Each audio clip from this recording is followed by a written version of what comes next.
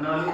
కొద్ది సమయం మీ వాక్యాన్ని ధ్యానించుకుంటూ ఉండగా మీరే ప్రభువా బోధకుడిగా ఉండి మీ వాక్యము ద్వారా మాతో మాట్లాడండి. నిష్ప్రయోజకుడును వట్టివాడును అయిన నన్ను కూడా మీ కృపలో అయితే జ్ఞాపకం చేసుకొని పరిశుద్ధపరిచి బలపరిచి మీరే ప్రభువా మీ వాక్యము ద్వారా మాతో మాట్లాడి మీరు మహిమ పొందమని ఘనత మహిమ ప్రభావం నీకు ఆరోపిస్తూ మా ప్రభు అయిన యేసుక్రీస్తు దివ్యమైన నామంలో ప్రార్థన చేస్తున్నాము తండ్రి. పిల్లరా కొద్ది సమయం మనం దేవుని వాక్యాన్ని ధ్యానం చేసుకున్నాను. బైబిల్ గ్రంథంలో నుంచి ఒక వ్యక్తి యొక్క జీవితం గురించి ఈ రాత్రి మనము తెలుసుకున్నాం. మునుపటి దినాల్లో ఈ హెరిడిటీ అనేది ఒక ఉండేది, అంటే పారంపర్య ఆచారము అనేది. ఉదాహరణకి ఫరో గురించి మనం ఆలోచన చేసామనుకోండి. ఫరో ఐగుప్తు దేశంలో ఒక అధికారిగా ఉండేవాడు. ఆయన అధికారం ముగించబడే ముందు, అంటే ఆయన అధికారంలో నుంచి వెళ్ళిపోయే ముందు, లేక అధికారంలో ఉండి చనిపోతే ఆ యొక్క ఆధిక్యత ఫరో యొక్క కుమారునికి ఇచ్చేవాడు. రాజుల కాలం కూడా అలాగే ఉంటా ఉండేది. ఉదాహరణకి దావీదు గురించి మనం ఆలోచన చేస్తే, దావీదు ఇశ్రాయేలీయులకు రాజుగా ఉన్నాడు. దావీదు తర్వాత దావీదు యొక్క రాజరికపు హక్కు సొలొమోనుకి ఇవ్వబడింది. సొలొమోను తర్వాత ఆ రాజరికపు హక్కు సొలొమోను యొక్క కుమారులకు యెరోబాముకు ఇవ్వబడింది. రెహబాముకి ఇవ్వబడింది. అంటే దీన్ని ఏమనేవాళ్ళు అంటే మామూలుగా హెరిడిటీ అని అంటారు. అంటే పారంపర్యాచారము, అంటే ఒక వ్యక్తి నుంచి ఇంకొక వ్యక్తికి అధికారము వెళ్తూ ఉండేది. అదేవిధంగా మనం సెక్యులర్గా గమనించినట్లయితే ప్రియులారా, ఈ పారంపర్య ఆచారమే కాదు కానీ ఒక వ్యక్తి ఒక స్థాయిలో ఉండి ఇంకొక స్థాయిలోకి వెళ్ళిపోవడం జనరల్గా మనం చూస్తూ ఉంటాం. ఉదాహరణకి అక్కడక్కడ స్కూటర్ మెకానిక్స్ మనం గమనించినట్లయితే ఆ మెకానిక్స్ దగ్గర కొద్దిమంది వర్కర్స్ పనిచేస్తూ ఉంటారు. ఆ పని చేసేటువంటి వర్కర్స్ పని బాగా నేర్చుకున్నాక వారే ఓనర్స్గా మారుతారు. వర్కర్స్ ఓనర్స్గా మారుతారు. ఈ లారీల దగ్గర, బస్సుల దగ్గర కూడా కొద్దిమంది క్లీనర్స్ అనేవాళ్ళు ఉంటా ఉంటారు. ఈ క్లీనర్స్ కొంతకాలానికి డ్రైవర్స్గా మారుతారు. బండి డ్రైవింగ్ నేర్చుకొని క్లీనర్ స్థానంలో నుంచి డ్రైవర్ స్థానంలోనికి వెళ్తారు. అదేవిధంగా విద్యార్థులు కూడా బాగా చదువుకున్న తర్వాత విద్యార్థులు ఎంతోమంది ఉపాధ్యాయులుగా మారుతూ ఉంటారు. కాబట్టి ఇది కూడా ఒక రకమైనటువంటి మార్పు క్రియ. హోటల్లో పనిచేసేటువంటి వారు కొంతకాలానికి దాని యొక్క అప్స్ అండ్ డౌన్స్ అన్ని తెలుసుకొని హోటల్ మేనేజ్మెంట్కి వెళ్ళిన వాళ్ళు కూడా ఎంతో మంది ఉంటా ఉంటారు. రిలయన్స్లో ధీరుభాయ్ అంబానీ వాళ్ళు ఒకప్పుడు మామూలుగా పెట్రోల్ పోసేవారు. చివరికి వాళ్ళు ఏమయ్యారు, రిలయన్స్ పెట్రోల్ను స్టార్ట్ చేశారు. ఇలాగా కొన్ని రకరకాలుగా జరుగుతూ ఉంటాయి. అదేవిధంగా బైబిల్లో మనం గమనించినట్లయితే యేసుక్రీస్తు ప్రభు దగ్గర 12 మంది శిష్యులు ఉండేవారు. ఈ 12 మంది శిష్యుల విషయంలో క్రీస్తు ప్రభు చాలా జాగ్రత్త తీసుకునేవారు. యేసుక్రీస్తు ప్రభు ఈ 12 మంది గురించి ఆలోచించే విధానాల్లో ఒకటి ఏంటంటే, వీరు కూడా నాలాగా ఉండాలి అని ఆలోచించారు. కాబట్టి ఆయన ఏ విధంగా అయితే బోధ చేశాడో వారిని బోధకు పంపించేవాడు. ఆయన ఏ విధంగా దయ్యాలను వెళ్ళగొట్టేవాడో వారి చేత కూడా దయ్యాలను వెళ్ళగొట్టించేవాడు. ఇలాంటి ఉద్దేశము ప్రభువు తన యొక్క శిష్యుల పట్ల కలిగి ఉండేవాడు. అయితే ప్రియులారా, క్రీస్తు ప్రభు మన పాపముల కొరకు శిలువ వేయబడి చనిపోయి పునరుద్ధరణై 3వ రోజు తిరిగి లేచి పరలోకానికి వెళ్ళిపోయిన తరువాత శిష్యులు నిజంగానే యేసు ప్రభు లాగా ఎంతో మంది జీవించారు. వెళ్ళి ఆయా ప్రాంతాల్లో సువార్త ప్రకటించారు. శిష్యుల్లో అనేక మంది దయ్యాలను వెళ్ళగొట్టారు, ఎవరిని రోగస్తులను బాగు చేశారు, చనిపోయిన వారిని సహితము లేపిన సందర్భాలు శిష్యుల జీవితాల్లో మనము చూస్తాం. అయితే ఆ 12 మంది శిష్యుల్లో 11 మంది ప్రయోజకులయ్యారు, ఒక్క వ్యక్తి మాత్రము తప్పిపోయారు. ఎవరా వ్యక్తి? యూదా ఇస్కరియోతు. ఈ యూదా ఇస్కరియోతు గురించి ఈ రాత్రి మనం కొన్ని విషయాలు తెలుసుకుందాం. మామూలుగా యూదా ఇస్కరియోత్ అనేది ఒక చిన్న పట్టణం. ఆ పట్టణాన్ని బట్టి అతనికి ఆ పేరు వచ్చింది అని చరిత్ర చెప్తాము. ఈ పట్టణము హెబ్రోనుకు దక్షిణ భాగంలో, యూదాలో ఉన్న హెబ్రోనుకు దక్షిణ భాగంలో ఈ పట్టణము ఉంటా ఉంది. ఇది యూదా ప్రాంతానికి సంబంధించినటువంటి పట్టణం కనుక ఈ పట్టణస్థుడే యూదా అని జనరల్గా అంటా ఉంటారు. ఒకనొకప్పుడు ఈ కెరియోతు అనేటువంటి పట్టణం పేరు ఏంటి అంటే కెరియోతు హెబ్రోను అని పిలిచేవారు. చూడండి, యెహోషువ గ్రంథము 15వ అధ్యాయము, యెహోషువ గ్రంథం 15వ అధ్యాయము 25వ వచనాన్ని చదువుతున్నాము. యెహోషువ గ్రంథం 15వ అధ్యాయము 25వ గోత్రములకు వారి వంశముల చొప్పున కలిగిన స్వాస్థ్యం ఇది.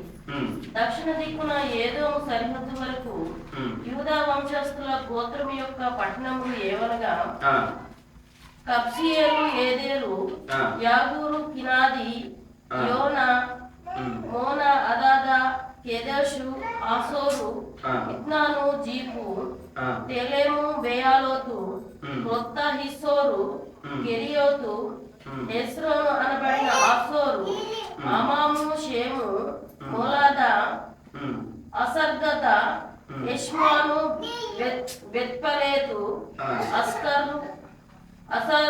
అసర్షువలు, బెర్షాబా,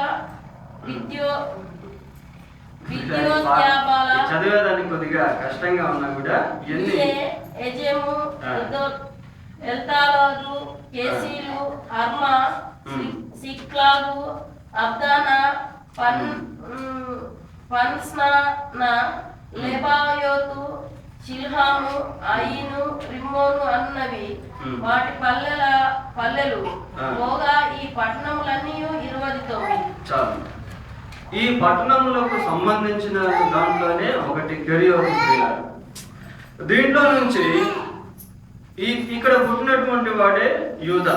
ఈ పట్టణాన్ని బట్టి అంటే కెరియోతు అనేటువంటి పట్టణాన్ని బట్టి ఆయనకు ఇస్కరియోతు యూదా అనే పేరు పెట్టడము జరిగింది.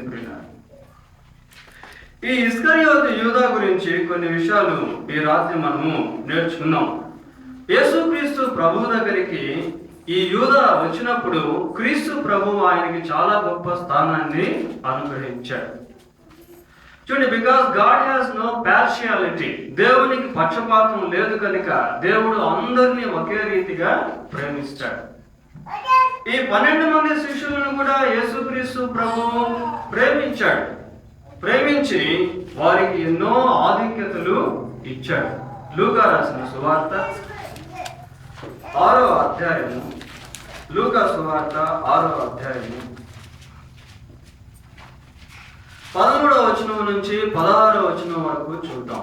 ఉదయమైన ఆయన తన శిష్యులను పిలిచి వారిలో 12 మంది ఏర్పరిచి వారికి అపోస్తలుల పేరు పెట్టెను.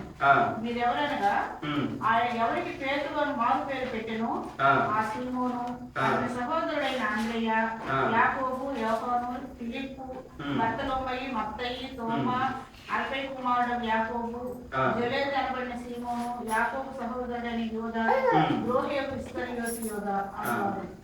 పిల్లలు, ఇక్కడ మనం చూస్తా ఉన్నాము యేసుక్రీస్తు ప్రభువు 12 మందిని ఏం చేశారట? ఏర్పరచుకున్నాడు. 12 మందిని ఏర్పరచుకొని వారికి ఒక పేరు పెట్టాడు. ఏం పేరు పెట్టాడు? అపోస్తలులు అని పేరు పెట్టాడు. చూడండి, దేవుడు వారిని ప్రత్యేకపరుచుకున్నాడు. ఏర్పరచుకున్నాడు అంటే వారిని లోకంలో నుండి ఏర్పాటు చేసుకున్నాడు, ప్రత్యేకపరుచుకున్నాడు. అంటే ఇంకా వారు లోక సంబంధులుగా జీవించకుండా దేవుని సంబంధులుగా జీవించాలి అనే ఉద్దేశము ప్రభు కలిగి ఉన్నారు. వారిని ప్రత్యేకపరుచుకొని ఏర్పాటు చేసుకొని వారికి అపోస్తలులు అని పేరు పెట్టారు. చూడండి, ఒక అపోస్తలుడు అనేటువంటి పేరు దేవుడు పెట్టడం అనేది చాలా గొప్ప విషయం. ఏమంటే బైబిల్లో మనం కొన్ని పేర్లు కొద్దిమందికి దేవుడు పెట్టినట్టుగా మనం బైబిల్లో చూస్తాం. ఇక్కడ ఈ 12 మందికి కూడా దేవుడు అపోస్తలులు అని పేరు పెట్టారు. అపోస్తలుడు అంటే పంపబడిన వారు. దేవుడు వారిని ఏర్పాటు చేసుకున్నాడు, వారికి అపోస్తలులు అని పేరు పెట్టారు. ఆ ఏర్పాటులో, ఆ పేరులో ఇస్కరియోతు యూదా కూడా ఉన్నట్టు మనకు కనబడుతుంది. అంతేకాకుండా మత్తయి సువార్త 10వ అధ్యాయము 1వ వచనాన్ని చదువుకుందాం. ఆయన తన 12 మంది శిష్యులను పిలిచి అపవిత్రాత్మను వెళ్ళగొట్టుటకు, ప్రతి విధమైన రోగమును, ప్రతి విధమైన వ్యాధిని స్వస్థపరచుటకును వారికి అధికారం ఇచ్చాడు. చాలా అక్కడేమో వారిని ఏర్పాటు చేసుకున్నాడు, వారికి అపోస్తలులు అని పేరు పెట్టాడు. ఇక్కడ మనం చూస్తా ఉన్నాం పిల్లరా, వారికి అధికారాన్ని ఆయన అనుగ్రహించాడు. ఏమంటే అతీతమైనటువంటి శక్తి సామర్థ్యములు దేవుడు వారికి ఇక్కడ ఇస్తా ఉన్నాడు. అపవిత్రాత్మలను వెళ్ళగొట్టుటకును, ప్రతి విధమైన రోగమును, ప్రతి విధమైన వ్యాధిని స్వస్థపరచుటకును వారికి అధికారము ఇచ్చారు. లోక సంబంధమైన అధికారం కన్నా ఈ యొక్క అధికారం చాలా శక్తివంతమైనది ప్రియులారా. ఒక డాక్టర్ చేయలేనటువంటి కార్యము అపోస్తలులు చేసే విధముగా దేవుడు వారికి అధికారాన్ని ఇచ్చాడు. చూడండి, యేసుక్రీస్తు ప్రభుతో ఉండటం వల్ల ఎలాంటి గొప్ప ఆధిక్యత, ఎంత గొప్ప అధికారము, ఎంత గొప్ప ధన్యత కలుగుతుందో అనేది ఇక్కడ మనం చూస్తా ఉన్నాం. ఏమంటే ఇతరులకు మేలు చేసేటువంటి జీవితం చాలా ధన్యకరమైనది. ఇక్కడ ప్రభు వారికి అధికారాన్ని కూడా ఇచ్చాడు. అంతేకాకుండా ప్రియులారా, 19వ అధ్యాయము మత్తయి సువార్త, మత్తయి రాసిన సువార్త 19వ అధ్యాయము 27వ వచనం కూడా చదువుతున్నాం.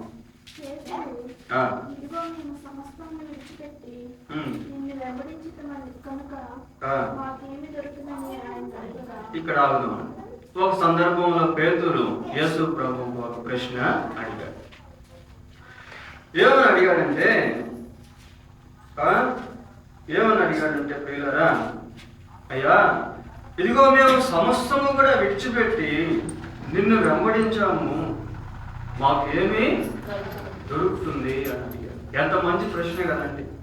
మామూలుగా శిష్యుల్లో కొన్ని ప్రశ్నలు ఉండేవి, కానీ పేతురు మాత్రం ధైర్యం చేసి అడిగేవాడు. ఒక నాయకుడిగా పేతురు వారిలో కొంచెం ఉన్నట్టు మనకు కనబడతాం. అడిగినప్పుడు ప్రియులారా, యేసుక్రీస్తు ప్రభు ఒక జవాబు చెప్పాడు. ఏమని చెప్పాడు?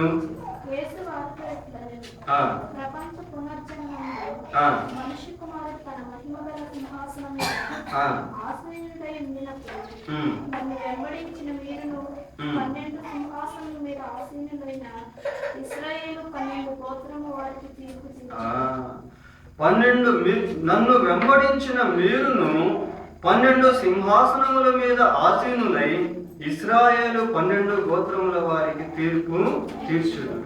అంటే ఈ భౌతిక సంబంధమైన జీవితంలో మాత్రమే కాకుండా ఈ జీవిత తదనంతరము కూడా వారి యొక్క స్థాయిని గురించి యేసు ప్రభు చెప్పాడు. బహుశా అది 1000 సంవత్సరాల పరిపాలన కాలం అయి ఉండొచ్చు. కాబట్టి దేవుడు వారికి ఎంతో గొప్ప ప్రివిలేజ్ అనేది భాగ్యమును ఇచ్చాడు. వారిలో ఇస్కరియోతు యూదా కూడా ఉన్నాడు. ఈ ఇస్కరియోతు యూదా ప్రభు దగ్గరికి వచ్చిన తర్వాత ఎన్నో గొప్ప కార్యాలు తన జీవితంలో చూశాడు, అనుభవించాడు.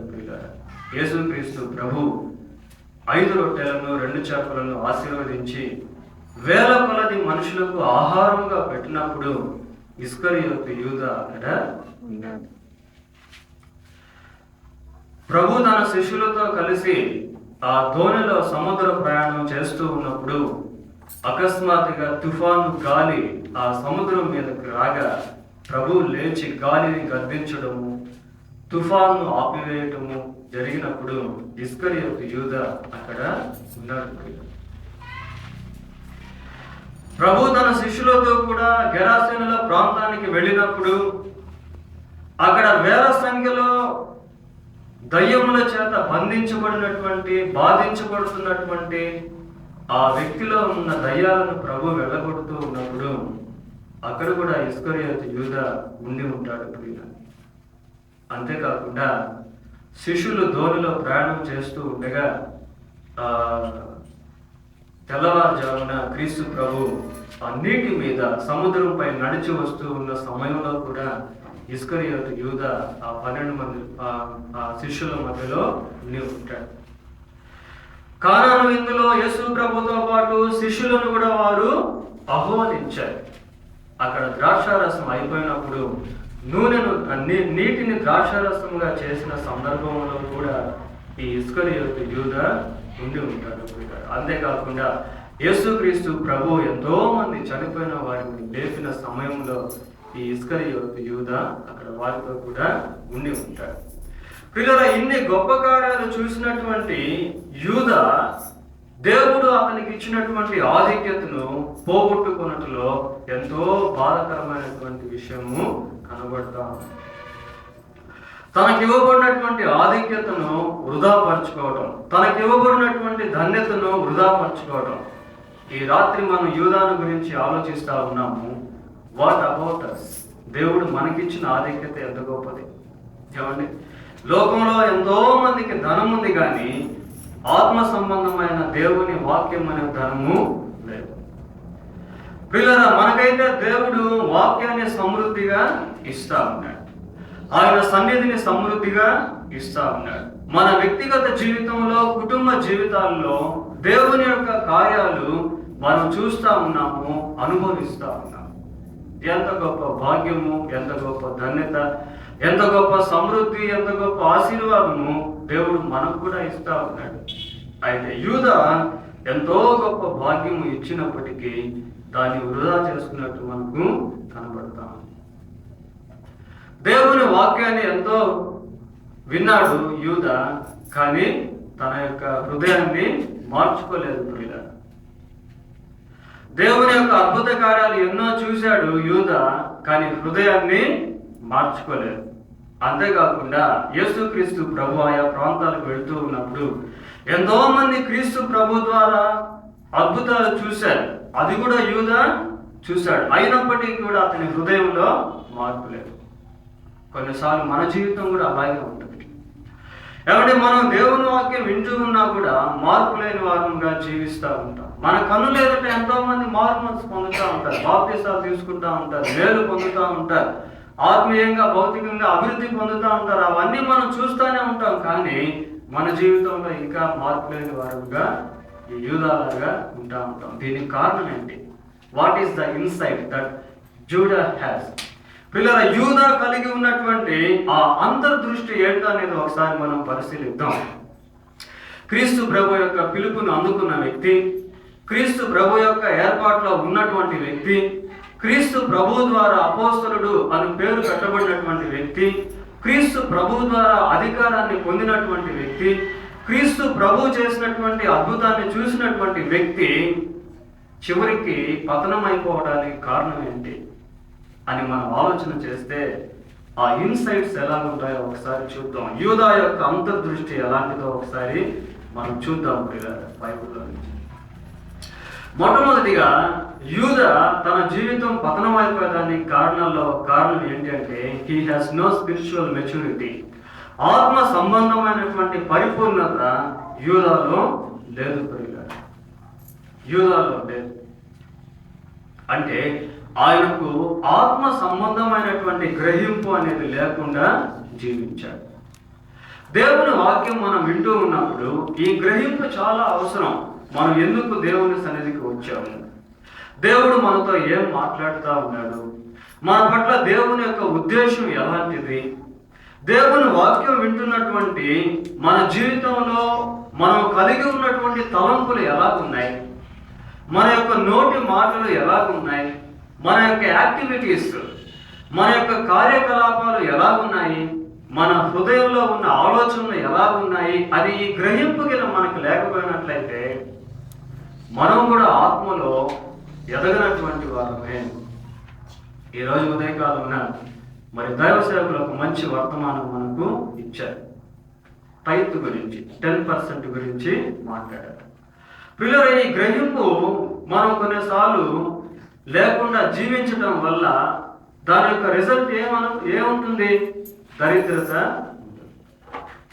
రోగాలు ఉంటాయి, ఇతరుల చేత మోసగించబడుతూ ఉంటాం. ఏమంటే చూడండి, ఆ గ్రహింపు లేకపోవడం వల్ల ఎన్నో అనర్థాలకు మనము గురైపోతూ ఉంటాం. కాబట్టి spiritual understanding is very important. That is the sign of growing in the Lord. ఆత్మ సంబంధమైనటువంటి ఆ పరిపూర్ణత అనేది చాలా అవసరము. అది దేవుళ్ళ మనం ఎదిగాము అన్న దానికి ఒక సూచనగా ఉంటా ఉంటుంది. యూదా గురించి మనం ఆలోచన చేసినట్లయితే ఆయనకు ఆత్మ సంబంధమైనటువంటి అభివృద్ధి ఆయన జీవితంలో కనపడలేదు. శిష్యులు ఎంతో అభివృద్ధిని పొందుకున్నారు. ప్రభు ఏదైనా ఉపమానాలు చెప్పినప్పుడు వచ్చి ప్రభువుని అడిగేవారు, అయ్యా నీవు ఆ గోధుమలు గురుగుల గురించి చెప్పావు కదా, దాని యొక్క భావం ఏంటి మాకు చెప్పు అని. పేతురు కూడా గ్రహింపు కలిగి ఉండడం వల్ల యేసయ్యను అడిగాడు, ప్రభువా మేము అన్నీ కూడా విడిచిపెట్టి మిమ్మల్ని వెంబడించాము, మాకు ఏమి ఉపయోగం, ఏమి ప్రయోజనము, ఏంటి లాభం అన్నట్టుగా అన్నాడు. తర్వాత పేతురు యేసు ప్రభువును చూసి యేసయ్య అన్నాడు, అదిగో వాళ్ళంతా విడిచి వెళ్ళిపోయారయ్యా, మీరు కూడా నన్ను విడిచి వెళ్ళిపోవాలనుకుంటున్నారా అని అంటే పేతురు అన్నాడు, ప్రభువా మేము ఎక్కడికి వెళ్ళగలం, నిత్య జీవపు మాటలు కలిగిన వాడు నీవే కదా, నిన్ను విడిచి మేము ఎక్కడికి వెళ్ళగలము అని చెప్పాడు. తోమా కూడా ఆత్మ సంబంధమైనటువంటి గ్రహింపు కలిగి ఉండేవాడు. ఫిలిప్పు ఆత్మ సంబంధమైన గ్రహింపు కలిగి ఉండేవాడు. యేసయ్యను అడిగాడు, దేవుణ్ణి మాకు చూపించు అని అడిగాడు. కాబట్టి శిష్యుల్లో ఆ స్పిరిచువల్ మెచ్యూరిటీ అనేది ప్రభువుతో ఉన్నప్పుడు వారు సంపాదించుకుంటూ వచ్చారు. కానీ యూదా జీవితంలో ఆ ఆత్మ సంబంధమైనటువంటి ఎదుగుదల అనేది కనబడలేదు. అదే అతని యొక్క జీవిత పతనానికి దారి తీసిన కారణాల్లో ఒక కారణంగా ఉన్నట్టు మనము చూస్తాం.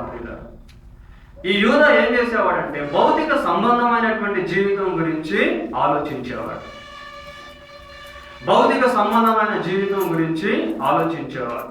ఈ లోక సంబంధమైన వస్తువులు, లోక సంబంధమైనటువంటి పద్ధతులు, లోక సంబంధమైనటువంటి ఘనత, లోక సంబంధమైనటువంటి పేరు ప్రఖ్యాతులు, ఇలాంటి వాటిని గురించి యూదా ఆలోచన చేసేవాడు. అది ఒకటి స్పిరిచువల్ మెచ్యూరిటీ లేకపోవడం అనేది. రెండవదిగా యోహాను రాసిన సువార్త 12వ అధ్యాయము 3వ వచనం నుంచి 6వ వచనం వరకు చదువుకుందాం. అప్పుడు మరియ మిక్కిలి విలువగల అచ్చ జటామాంసి అత్తరు ఒక సేరున్నర ఎత్తు తీసుకుని యేసు పాదములకు పూసి తన తల వెంట్రుకలతో ఆయన పాదములు తుడిచెను. ఇల్లు ఆ అత్తరు వాసనతో నిండెను. ఆయన శిష్యులలో ఒకడు అనగా ఆయన అప్పగింపునై ఉన్న ఇస్కరియోతు యూదా, ఈ అత్తరెందుకు 300 దేనారములకు అమ్మి బీదలకు ఇవ్వలేదని.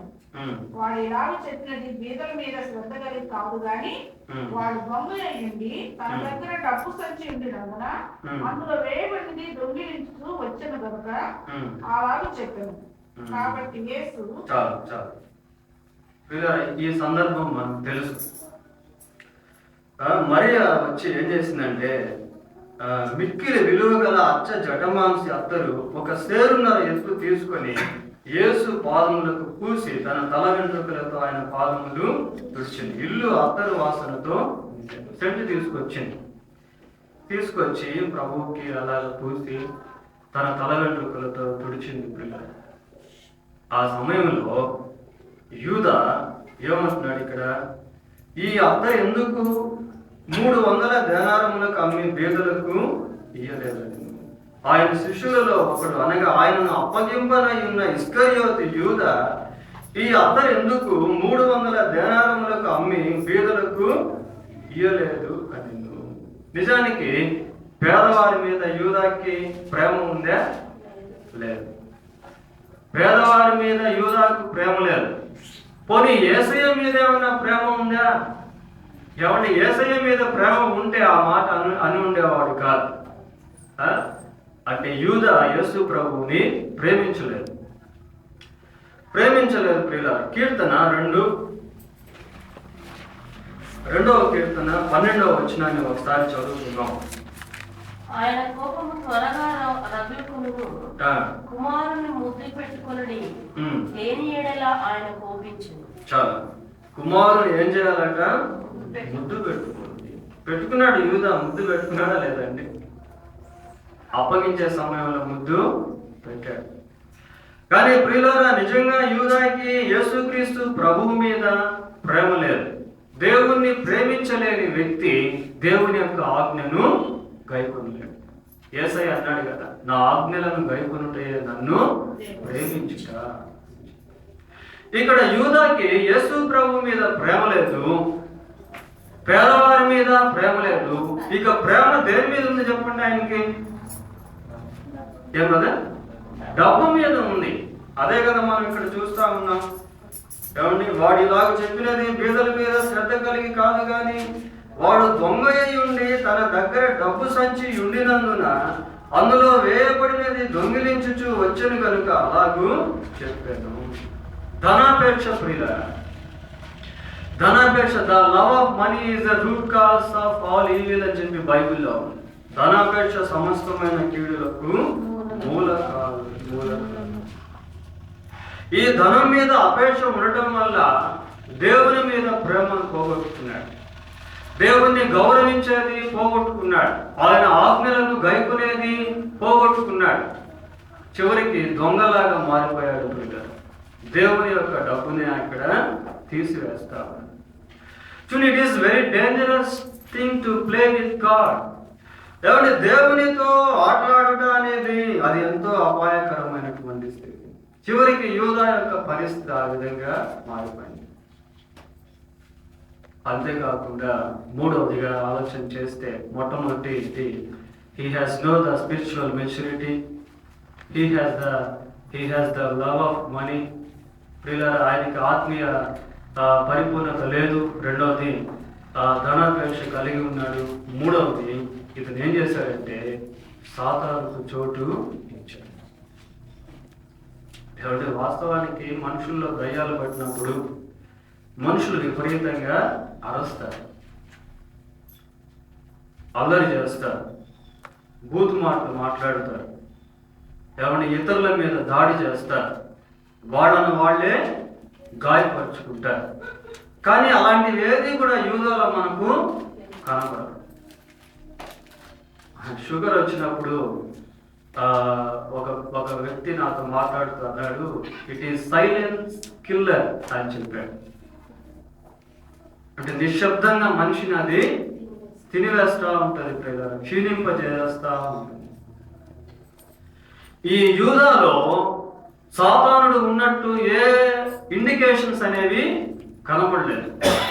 తల గోపుకోవడం కానీ, చింపిరిగా ఉండడం కానీ, ఇతరులను గాయపరచడం కానీ, తన శరీరాన్ని గాయపరచుకోవడం కానీ, ఎవరిని గట్టిగా అరవడం కానీ, సమాధుల్లో నివాసం చేయడం కానీ, ఇలాంటిది ఏ ఇండికేషన్ కూడా యూదాలో లేదు. కానీ సాతానుడు యూదాలో మాత్రము ఉండేవాడు. ప్రియులారా, ఆ సాతానిక్ ఎంట్రన్స్ ఎలాగుందంటే, సాతాను యొక్క ప్రవేశం యూదాలో ఎలాగుందో ఒకసారి మనం చూద్దాం.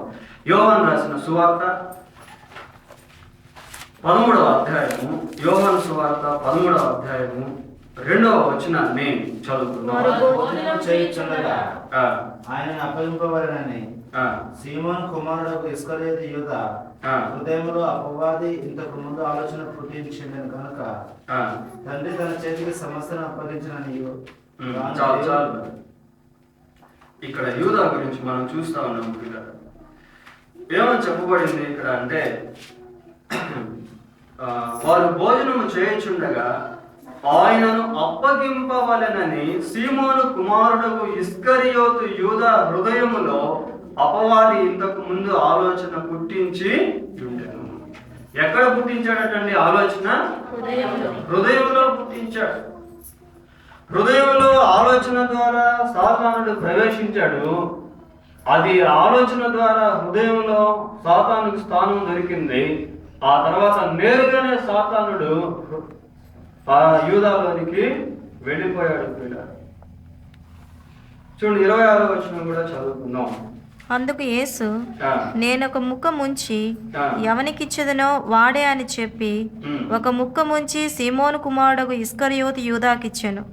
వాడు ఆ ముక్క పుచ్చుకొనగానే సాతాను వానిలో ప్రవేశించెను. సాతాను ఎక్కడ ప్రవేశించాడట? వానిలోకి ప్రవేశించాడట. ప్రియులారా, ఇక్కడేమో హృదయంలో ఆలోచన పుట్టించాడు.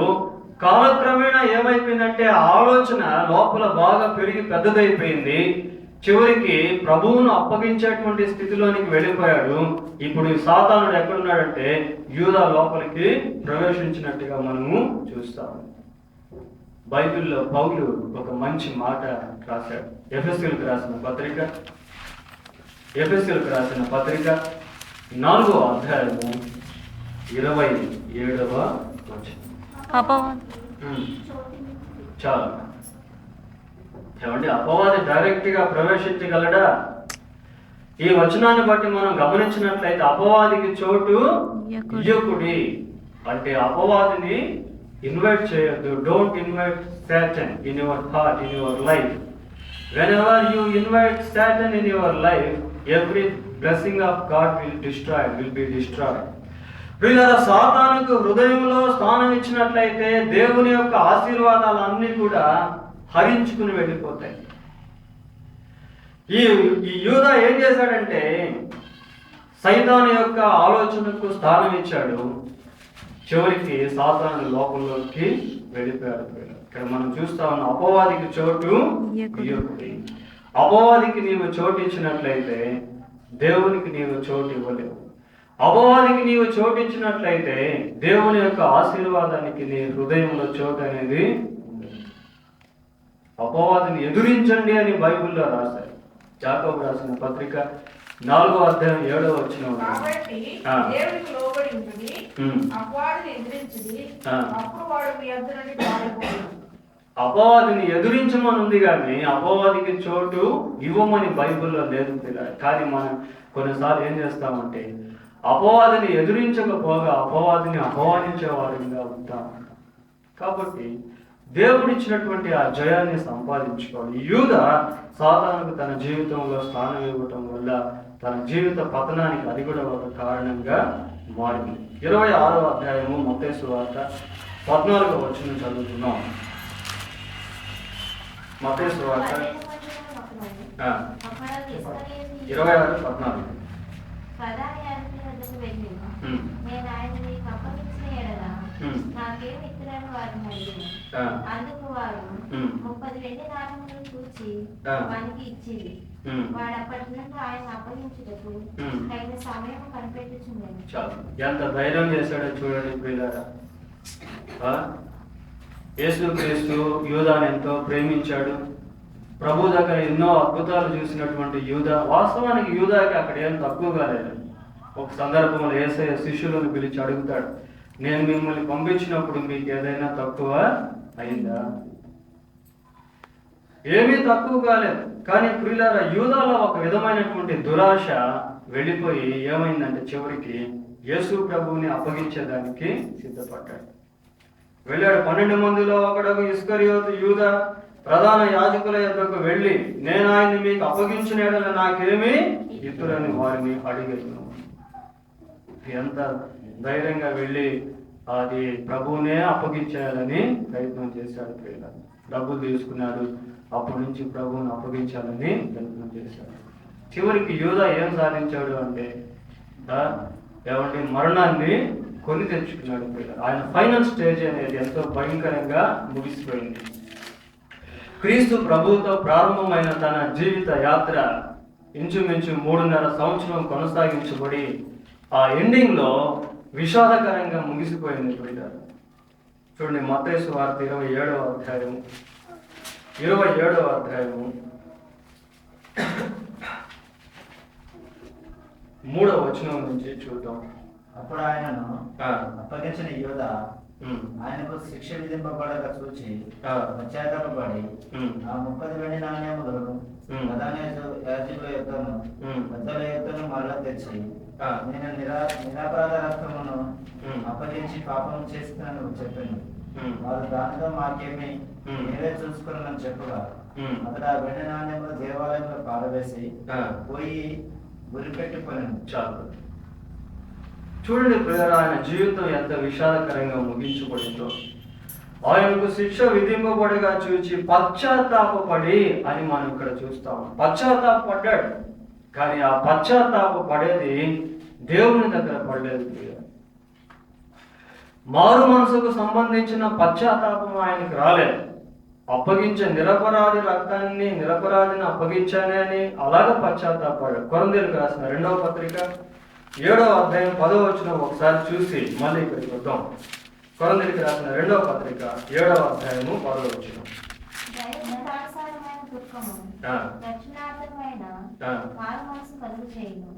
ఈ మారు మనసు దుఃఖమును పుట్టించదు, అయితే లోక సంబంధమైన దుఃఖము మరణము కలుగజేయదు. దుఃఖమును గురించి రాస్తా ఉన్నాడు. దైవ చిత్తానుసారమైన దుఃఖము రక్షణార్థమైన మారు మనసును కలుగు చేయదు. ఇలాంటి దుఃఖం ఆయనకి రాలేదు. మారు మనసు కలుగు చేసేటువంటి దుఃఖము గాని రక్షణార్థమైనటువంటి దుఃఖము గాని రాలేదు ప్రియులారా. ఎలాంటి దుఃఖం వచ్చిందంటే, అయితే లోక సంబంధమైన దుఃఖము మరణమును కలుగు చేయదు. లోక సంబంధమైన దుఃఖం ఏం చేస్తుందంటే కృంగదీసేస్తుంది మనిషిని. కొన్నిసార్లు మరణానికి కూడా అది దారి తీస్తుంది ప్రియులారా. ఈయన ఇలాంటి దుఃఖం గుండా వెళ్ళాడు, చివరికి ఉరేసుకొని చనిపోయాడు.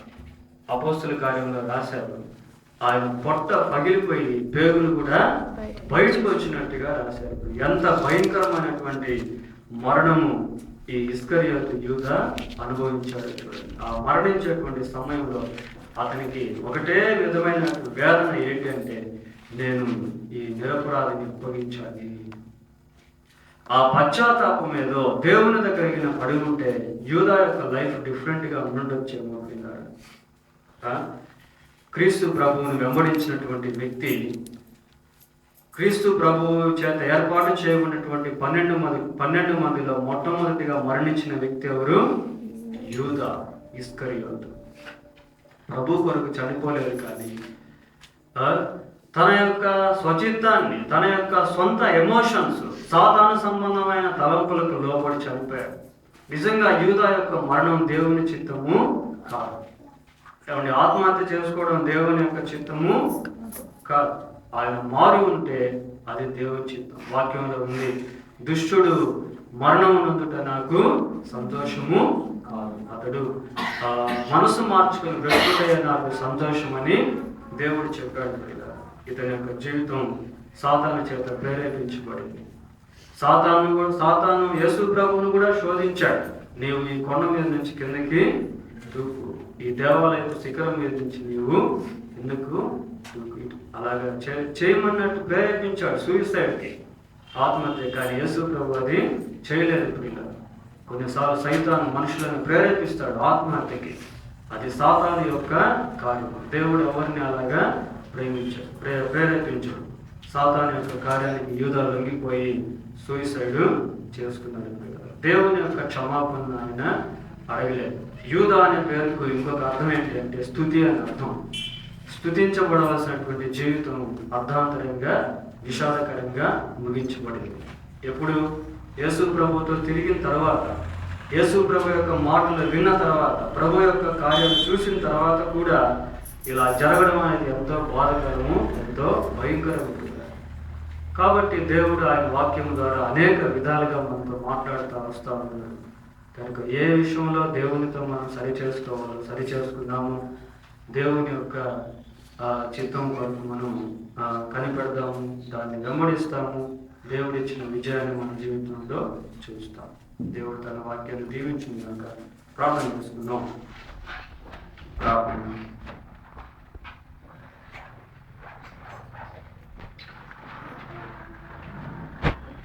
అందరూ ఒక నిమిషం ప్రార్థన చేసుకోనండి. దేవుని అడగండి. ప్రభువా, ఇస్కరియోతు యూదా జీవితం గురించి కొన్ని విషయాలు ఈ రాత్రి నేను విన్నానయ్యా. ప్రభువా, నాలో ఎక్కడ ఈ లోక సంబంధమైన అపేక్షలు, ధనాపేక్ష, ఆత్మలో ఎదగనటువంటి స్థితి, మిమ్మల్ని ప్రేమించలేనటువంటి స్థితి, మీ వాక్యమును నెరవేర్చలేనటువంటి స్థితి, మీరిచ్చిన ఆధిక్యతను మర్చిపోయినటువంటి స్థితి, మీరు మాట్లాడుతూ ఉన్న గ్రహింపలేనటువంటి స్థితి ఎక్కడ కలిగి ఉన్నాను, అక్కడ నన్ను సరిచేయండి, నాకు జయమునివ్వండి ప్రభువా అని ప్రార్థన చేసుకున్నాం. ప్రియులారా, పరిశుద్ధుడు అయిన మా తండ్రి, మీ పాదములకు వందనాలు, స్తోత్రాలు నాయన. ఈ రాత్రి ప్రభువా, మేము ఇస్కరియోతు యూదా జీవితం గురించి కొన్ని విషయాలు ధ్యానం చేస్తున్నాము. ప్రభువా, నిజముగా మా జీవితంలో ఎంత గొప్ప భాగ్యము మీ వాక్యము ద్వారా తెలుసుకునేదానికి మీరు ఇచ్చినందుకై మీకు స్తోత్రాలు చెల్లిస్తూ ఉన్నాం. ప్రభువా అయ్యా, మా హృదయంలో ఎక్కడ ధనాపేక్ష, లోక సంబంధమైనటువంటి అపేక్షలు లేకుండానట్లు సహాయం చేయండి. మాకు ఆత్మ సంబంధమైన పరిపూర్ణత దయచేయండి ప్రభువా. మీ శక్తిని అనుభవించే స్థితి మాకు దయచేయమని వేడుకుంటున్నాం. మీరు మాకు ఇచ్చే ప్రతి దీవెన మేము పోగొట్టుకోకుండానట్లు సహాయం చేయండి. మీరు మాతో మాట్లాడుతూ ఉండగా ప్రభువా, మేము ఎక్కడైతే సరిచేయబడాలో అక్కడ సరిచేయబడుటకు సహాయం చేయండి ప్రభువా. మమ్మల్ని బలపరచండి. ఆత్మ సంబంధమైన వారముగా, వెలుగు సంబంధులుగా జీవించుటకు సహాయం చేయండి ప్రభువా. మిమ్మల్ని విడువక ప్రభువా నాయన, మీ కొరకు జీవించిన ఆ 11 మంది శిష్యుల వలె మా జీవితాలను చేయండి. అపోస్తుల వలె మా జీవితాలను చేయండి ప్రభువా. చేయండి నాయన, కనికరించండి. యూదా వలె మేము ఎక్కడ అపవాదికి చోటు ఇవ్వకుండానట్లు సహాయం చేయండి. సాతాను యొక్క ప్రేరేపణకు మేము ఎన్నడూ ఎక్కడ లొంగిపోకుండానట్లు సహాయం చేయండి. అపవాదిని ఎదురించే వారముగా చేయండి ప్రభువా. మీకు లోబడే వారముగా చేయమని వేడుకుంటూ ఉన్నాం. ఈ రాత్రి ఇక్కడ ఉన్న ప్రతి ఒక్కరిని మీరు బలపరిచి వేరే మహిమ పొందండి. చెప్పబడిన మాటల్లో మీ మాటలకు ముద్ర వేసి నీరు కట్టి ఫలింపు దయచేయమని వేడుకుంటూ ఘనత, మహిమ, ప్రభావం మీకు ఆరోపిస్తూ మా ప్రభు అయిన యేసుక్రీస్తు నామములో ప్రార్థన చేస్తున్నాము తండ్రి. ఆమేన్. మన తండ్రి అయిన దేవుని ప్రేమ, మన ప్రభు అయిన యేసుక్రీస్తు యొక్క కృప, పరిశుద్ధాత్మ దేవుని యొక్క సన్నిధి మనకు, మన కుటుంబాలకు, సంఘంలో ఉన్న ప్రతి కుటుంబానికి తోడై ఉంది కాపాడును గాక. ఆమేన్.